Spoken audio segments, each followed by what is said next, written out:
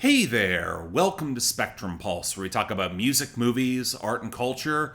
And here's a surprisingly big one. We got the newest project from Halsey, The Great Impersonator. Hey kids, do you like violence? And then walking into open minefields? Because that is kind of what it feels like for me setting up to review a new Halsey album, especially given everything that has happened to them in recent years, with the lupus and a cancer diagnosis and a desperate fear that alongside raising a baby, this could well be the last chance they have to get it all out, plus a change in label. That can all be powerful stuff if you've bought into Halsey's conceptual arcs as an artist, especially if the project could then also serve as a tribute to acts that inspired them, as highlighted in the photo series that served as a rollout where Halsey recreated famous photographs of those celebrities and artists. An impressive bit of mimicry that nevertheless felt ever so slightly off to me, in the same way that a lot of Halsey's artistic output has. It underscores the frustration that I've had with them for nearly a decade now, where the ideas, the iconography, the visual presentation can be compelling. I want to like what they're attempting. They're ambitious, they're gonna take bold risks, they're gonna wear their collection of influences on their sleeve, but the execution, the production, the craft, the tonal choices, when they're not a tonal mess, the core feels oddly hollow, lacking their own unique sound,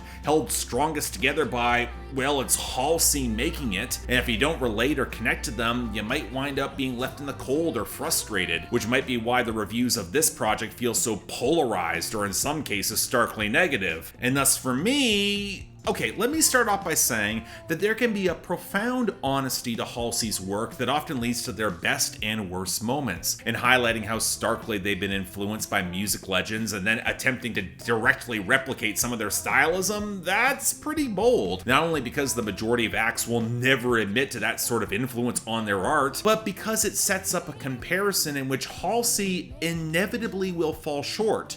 And they kind of know it. That works thematically in exploring how diminished they have felt over the course of years, through the cycles of illness on the Letters to God tracks in the end, through a difficult pregnancy now as a single mother repeating the family cycle on I Believe in Magic, or how society looks down upon them as someone who has been through drug and alcohol abuse and abusive relationships, and also as a pop artist who despite their success has felt profoundly lonely. It hasn't really paid off, a facsimile of their influences struggling to properly realize their ambitions. And yeah, there's absolutely clash and contradictions that will manifest as a result of those themes, but you know what, that's very human. And one thing I will never take away from Halsey is their very messy humanity. I absolutely understand how it'll all work well on paper, and how those who might be going through something very similar will connect so strongly to this. The problem is that the execution is a total mess, with Alex G and Michael Ozawuru delivering oddly slapdash work across ramshackle production with painfully haphazard vocal mixes, and it goes back to some of that fundamental paradox.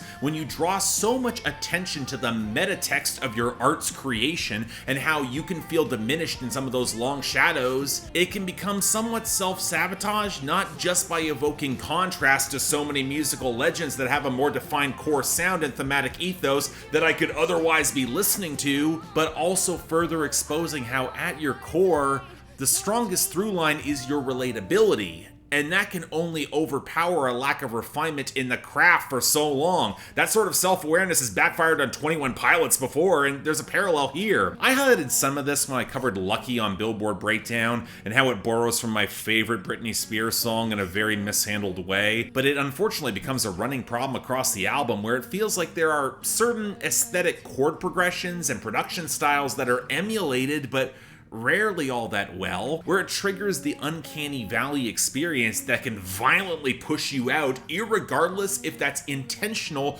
or that failure works thematically. I mean, it might be heresy, but I kind of preferred it when Halsey tried to emulate David Bowie on Darwinism and the dark, warping alien angst, or on Bruce Springsteen on Letter to God 1983, more because the texture and musical progression, it largely worked in the same ballpark. But when they got close closer to getting it kind of right, the failure to understand some of the subtleties started making me a little angry. I was able to somewhat gloss over the opener Only Living Girl in LA with the allusions to Marilyn Monroe, outside of that half-ironic framing that Halsey has never been able to sell all that well as a performer, and that awkwardly blown-out production on the outro. And Ego trying to emulate Dolores O'Riordan of the Cranberries was so wildly off, I thought it was closer to 2000's Pink, and a poor emulation in that and some of the wonky petulance. But then when Dog Years was reportedly inspired by PJ Harvey, where Halsey's trying for this down-tuned, dark, alternative sexuality and the self-flagellating angst, no!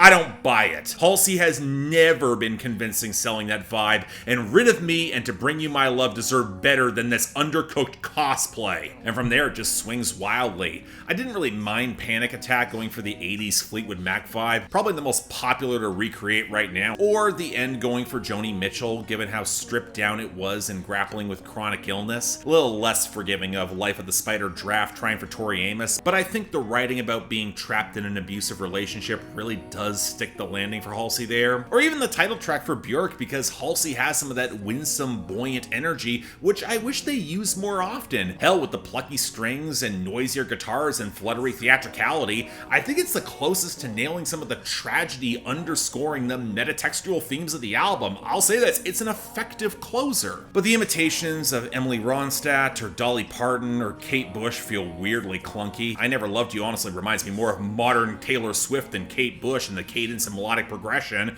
and it's honestly decent enough trying for that. But Lonely Is the Muse trying for wannabe Amy Lee is an outright down-tuned, underpowered disaster, coming from someone who doesn't even like Evanescence. Why are the guitars so formless and lacking crunch, the drums so slow and limp, the vocal mix so messy, the writing hitting the precise wrong notes, and the self-sacrificing and self-aggrandizement? This style of alternative metal without subtlety cannot convey the half-ironic, sarcastic pain effectively. And even those weren't as bad as when Arsonist tried to have Fiona Apple's circa title with haunted quasi-trip-hop touches and a messy vocal mix and metaphors around an abusive relationship that feel increasingly jumbled. And it became so very obvious that only the surface details are being absorbed in some of these pastiches. And even if it's not intentional, or the fact that they don't measure up is the point, look, it starts feeling a bit cynical. That's not to touch on the acts that would have made sense with Halsey and were not included. They've already worked with Alanis Morissette, and they've proven on the last project they can do a pretty solid Shirley Manson impression, so why not pull from acts like Liz Phair or Courtney Love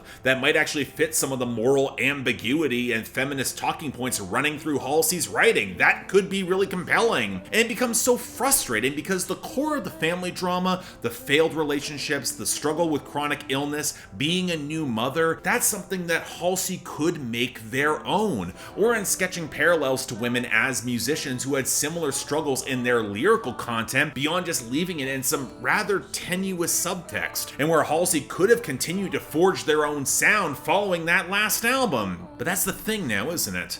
On Hurt Feelings, it's a deliberate throwback to Halsey's first album, Badlands. And also a reminder that said album wasn't any good, in a very dated percussion over melody era of indie pop music, with the warping warbles, brittle acoustics, and cheap fidgeting of drum machines. I didn't like it then, I don't like it now. And yet that's when it also clicked.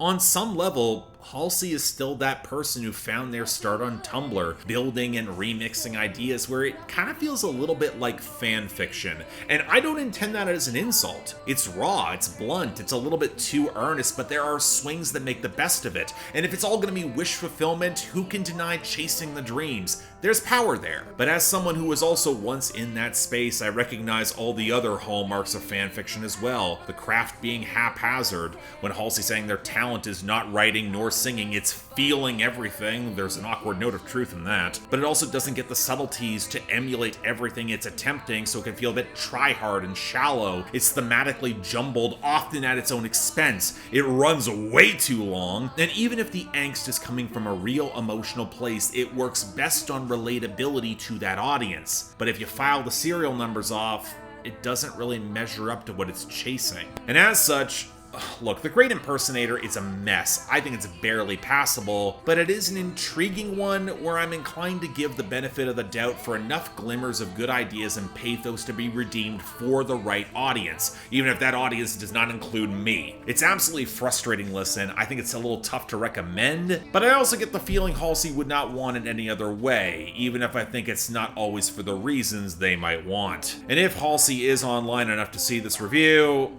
look, your story's good enough that it doesn't need all the trappings of everyone else to gird it. I truly hope coming out of the other side you can hear it.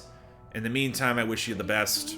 I think you've earned that at least. So yeah, thanks a lot for watching. If you want to see more, please be sure to like, share, drop comments, subscribe. I know the Halsey fans are going to be pissed at me. Probably not in comparison to some of my colleagues, but again, I really tried to like this. I get parts of the idea, but I also get how messy it is and how component parts just don't come together, and the uncanny valley factor is a thing if you're familiar with the artist in which they're drawing from. That's really frustrating, at least for me. But again, I get the difference between being a fan and a critic of this project, and I do think they've got something kind of interesting there. I just wish they worked a little harder to build out their own unique sound. Manic had moments of it. The last project in 2021, it was also an experiment that didn't really work, but the ideas were there. Again, I'm feeling that there's a lot of misfires that just don't quite pay off all the ideas, and unfortunately, that's been consistent with Halsey their entire career, so go figure. Beyond that, though, anything else I might be able to do to improve my presentation, I'm all ears. And if y'all want to help support the channel, well, YouTube memberships are an option, but I also want to point you towards my Patreon, which is still active. Again, various options in terms of access to my schedule, supporting the channel, access to certain things in my live streams, and yeah, just yelling at me on my Discord. There's where you can get it. Again, don't feel obligated. Tough times, I understand. The option's available. Till then, I'm Mark, you're watching Spectrum Pulse, and I'll see you next time.